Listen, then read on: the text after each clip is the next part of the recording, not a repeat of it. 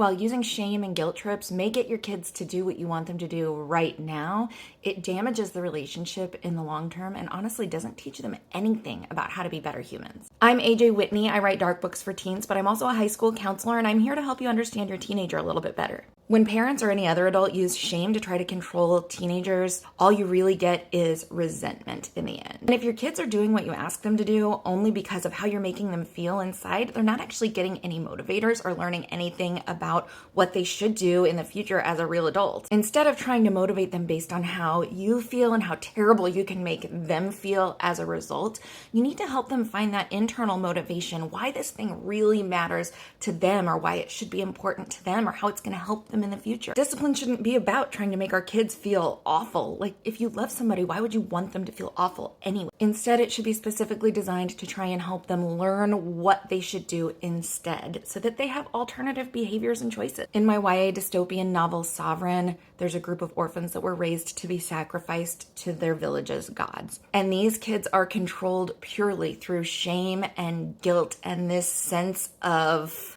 obligation to the rest of the people in their world. And they struggle with these huge, massive feelings of guilt and how to figure out whether they're actually a good person and what things are actually important to them versus what things are just forced on them.